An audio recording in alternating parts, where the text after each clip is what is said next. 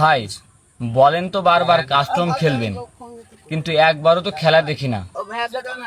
ফাহিম ভাই, আপনি কমেন্টটা করেছেন, খুবই সুন্দর একটা কমেন্ট। আমারও খারাপ লাগে যে এইসব ভার্সেসের ভিডিওগুলো আপনাদের দেখাইতে পারি না। এই শালা দেখাবে কি? এই শালা তো খেলা মেলা পারে না, খালি চাপা ছাড়ে। আসলে আপনারা এমন এমন লোকের সাথে ভার্সেস দেখতে চান, তাদেরকে মেনশন দিলে তারা ভয়ে কাস্টমেই আসে।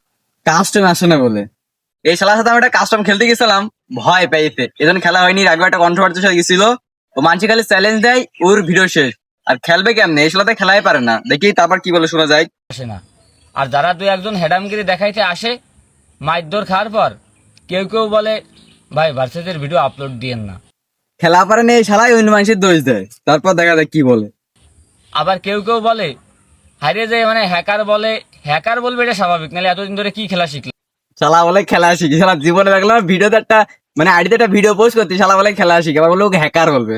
তো চ্যালেঞ্জ একসেপ্ট করতে তো ভয় পায়, খালি খালি চ্যালেঞ্জ একসেপ্ট করতে ভিডিও মানে গেম প্লেয়ার করার ওর সাথে, তারপর দেখা যায় কি বলে। কিন্তু সমস্যা ওঠে না, আবার গালাগালি করে, কন্ট্রোভার্সি সৃষ্টি করার ট্রাই করে।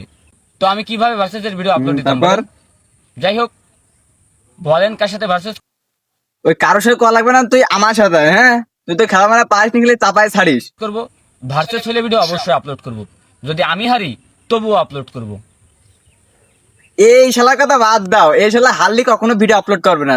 ওই স্ক্রিপ্টেড ম্যাচ বানিয়ে ওই তো তোমাকে দেখাবেন। ওই শালা জীবনে খেলা পারে না, এখন ওর বয়স হলো কামলা দেয়া মাঠে। আর এখানে ভিডিও বানছে আর অনেক চ্যালেঞ্জ আছে, গেম খেলা বেলা শুই। এখন শালা যে কি বললো সামনে বলে চড়াতাম আমি। হ্যাঁ